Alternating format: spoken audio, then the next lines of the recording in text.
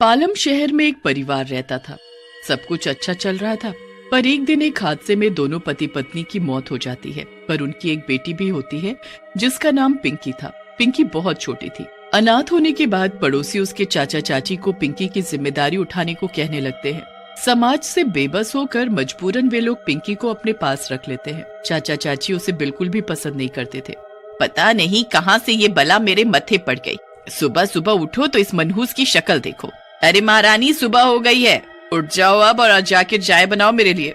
मेरा सर दर्द से फटा जा रहा है। चाची, पर मुझे चाय बनानी नहीं आती। तो सीख जाके। मुझे भी बच्चा पालने नहीं आता, फिर भी तुझे लेकर आई ना इस घर में पालने के लिए। पिंकी के चाचा चाची उस पर बिल्कुल रहम नहीं खाते थे। प्यार जताना तो दूर की बात, चाची उस पर सारे घर का काम करवाती थी और सबके खाने के बाद जो बचता वो उसे खाने को दे देती। एक दिन उसकी पड़ोसन विमला आती है। अरे बेटा, तुम स्कूल नहीं जाती हो? पहले जाती थी, पर अब नहीं जाती। तभी पिंकी की चाची एकदम से बोलने लगती है। अरे विमला, अभी अभी तो बेचारी इतने बड़े सदमे से गुजरी है, थोड़ा समय रुक कर भेजूंगी इसे वापस स्कूल। आखिर इसका सब हमें ही तो देखना है। विमला के जाने के बाद वो सोचती है, अभी क्या कम खर्चा है हमारे पास जो इसका स्कूल का खर्चा भी हम ही उठाएं? लोगों का क्या, सिर्फ जुबान चलानी होती है, कचर कचर आके बककर चले जाते हैं। फिर वो अपने पति से कहती है, ऐसा है इसे किसी अनाथ आश्रम में छोड़ाओ। मेरे बस की नहीं है इसके खाने पीने के साथ साथ अब इसकी पढ़ाई का खर्चा भी उठाना। फिर अगले ही दिन वो एक अनाथ आश्रम का पता करता है और पिंकी को वहां छोड़ आता है। वो अनाथ आश्रम में रहने लगती है। अनाथ आश्रम की वार्डन बहुत खड़ूस थी। वो वहां के बच्चों को रूखा सूखा खाना देती और जो राशन आता था उसे बेचकर पैसे ऐंठ लेती। वो उन बच्चों से वहां का सारा काम करवाती और जरा सी गलती पर मार पिटाई करती। उनके बच्चे बहुत डरे सहमे से रहते थे। एक दिन वो पिंकी को रसोई घर से खिचड़ी का पतीला लाने को कहती है, पर भारी होने के कारण वो उससे छूट जाता है और सारी खिचड़ी भी फैल जाती है। अरे मूर्ख, ये क्या किया तूने? सब खिचड़ी गिरा दी, अब ये लोग क्या खाएंगे? मैडम, दूसरी खिचड़ी बनवा दो ना, बहुत भूख लगी है। चुप करो तुम लोग, एक तो नुकसान हो गया, ऊपर से मैं और पैसे खर्च करूं तुम अनाथों पर। आज ऐसे ही सो जाओ पानी पीकर। सुन रही छोरी, यहाँ कुछ भी मुफ्त का नहीं है। एक तो तुझे कोई काम आता नहीं है और जो कहो वो तू बिगाड़ देती है। अगर यहाँ पर खाना खाना है तो पैसे कमाने पड़ेंगे। छोटी बच्ची बहुत उदास हो जाती है और रोने लगती है। वो जाकर बाहर एक पेड़ के नीचे बैठ जाती है। मैं कहाँ से कमा कर पैसे लाऊंगी? मुझे तो कोई काम भी नहीं देगा और न ही मुझे कोई काम आता है। मेरे माँ बाप क्यों चले गए? मैं कितनी अकेली पड़ गई हूँ, कौन मेरी मदद करेगा? और वो बाजार में काम ढूंढने निकल जाती है। छोटी बच्ची उदास चेहरा लेकर बाजार में घूम ही रही होती है कि उसे कुछ बच्चे छोटी छोटी दुकान लगाए बैठे दिखते हैं। उन्हें देखकर उसके दिमाग में एक बात आती है, क्यों ना मैं भी कुछ सामान बेचना शुरू कर दूं, जिससे कुछ पैसे आ जाए करेंगे। पिंकी के पास कुछ खिलौने और कुछ अच्छे कपड़े थे। उन सब सामान को लेकर वो बाजार में चली जाती है और वहां पर सारा सामान एक चटाई के ऊपर रख देती है और उनको बेचना शुरू करती है। कुछ लोग थोड़ा बहुत सामान खरीद कर ले जाते हैं पिंकी की दुकान से। अनाथ पिंकी का तो जैसे तैसे गुजारा चल रहा था। वहीं दूसरी ओर उसी शहर में एक सुनसान इलाके में एक झोपड़ी थी जिसमें एक चुड़ैल रहती थी। वो चुड़ैल अपना पेट भरने के लिए लोगों को मारकर खाती थी और उनका खून पीती थी। एक दोपहर एक आदमी उसी झोपड़ी के पास से गुजर रहा होता है। तभी उसे कुछ आवाजें सुनाई देती हैं।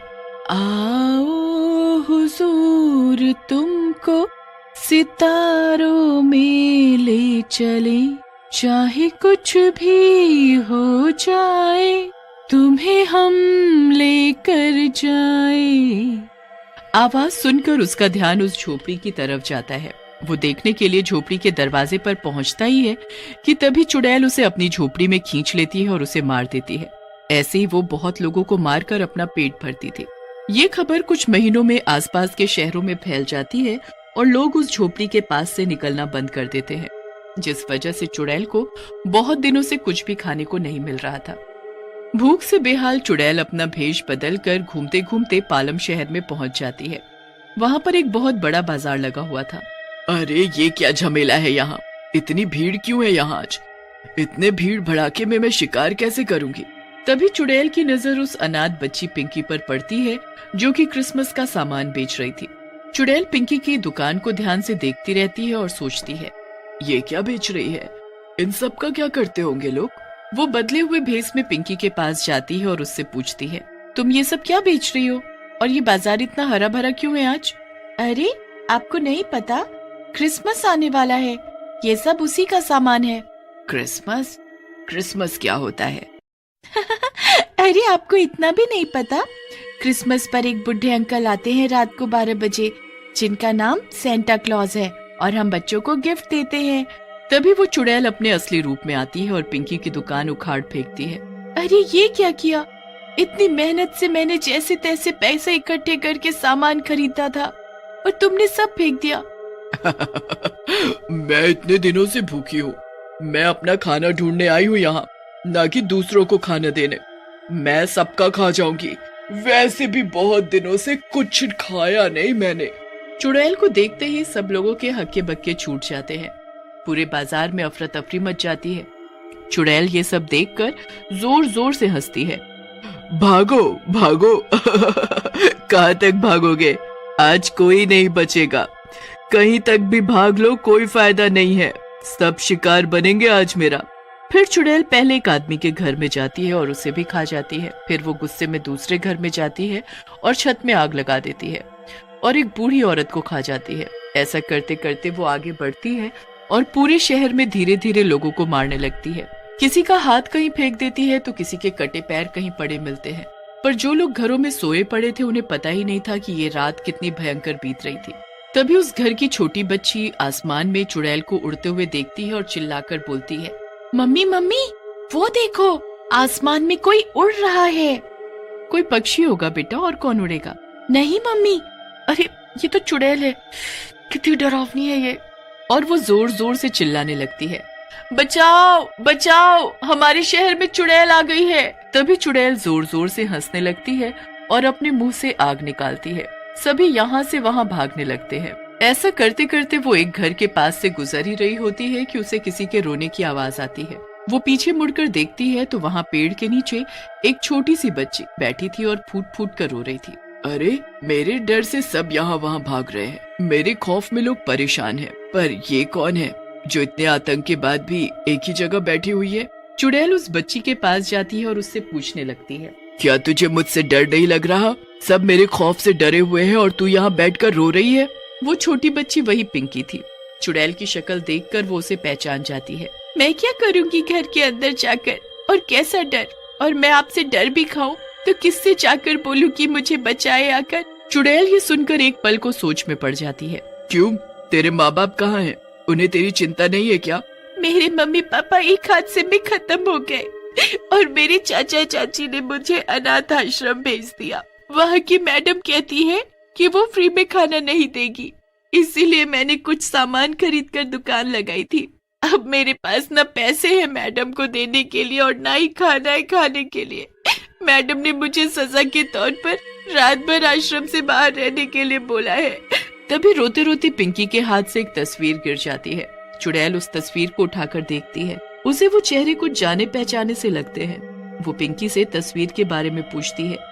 ये मेरे मम्मी पापा की तस्वीर है। इनके जाने के बाद से मैं अकेली पड़ गई हूँ। मैडम भी मुझे बहुत मारती है। इससे तो अच्छा होता मम्मी पापा मुझे भी साथ लेकर जाते। इन्हें तो मैंने कहीं देखा है। पर वो बच्ची के सामने कुछ बोल नहीं पाती है। चुड़ैल को पिंकी की कहानी सुनकर बहुत पछतावा होता है। चुड़ैल उदास चेहरे से अपने मन में सोचती है, ये तो वही लोग हैं जिनको मैंने खाया था। मैंने कितनी बड़ी गलती की। मेरी वजह से इस बच्ची के माता पिता इससे छिन गए और अब ये बच्ची अनाथ है सिर्फ मेरी वजह से। और देखो तो कैसे तड़प रही है। आज पहली बार चुड़ैल को पछतावा हो रहा था। उसे अंदर ही अंदर बहुत बुरा लग रहा था कि वो अभी तक कितना गलत करती आ रही थी। अपनी भूख मिटाने के लिए लोगों को मारती रही और उधर उनका परिवार उनके पीछे रोता रहा। फिर चुड़ैल उस बच्ची से माफी मांगती है। बेटा, मुझे माफ कर दो। आज मुझे एहसास हो रहा है कि मैं कितना गलत कर रही थी आज तक। तुम्हारे माँ बाप मेरी वजह से आज तुम्हारे साथ नहीं है और तुम्हें एक अनाथ की जिंदगी जीनी पड़ रही है। पर आज के बाद तुम अनाथ नहीं हो। आज से मैं तुम्हारा ध्यान रखूंगी और तुम्हारी परवरिश करूंगी। क्या तुम मुझे माफ कर सकती हो? क्या मैं आपको मम्मी बोल सकती हूँ? चुड़ैल को पहली बार आज प्यार का एहसास हो रहा था। वो पिंकी के सर पर प्यार से हाथ फेरती है और कहती है, हाँ बेटा, आज से मैं ही तुम्हारी माँ हूँ। तुम्हारी वजह से मुझे मातृत्व का एहसास हुआ है और वो पिंकी को गले से लगा लेती है। चुड़ैल पिंकी को अपने साथ ले जाती है और उसका लालन पालन करने लगती है। वो उसका एडमिशन एक अच्छे स्कूल में करवाती है। वो खुद भी कसम खाती है कि अब वो किसी को नहीं मारेगी और पिंकी को कभी उसके माँ बाप की कमी महसूस नहीं होने देगी।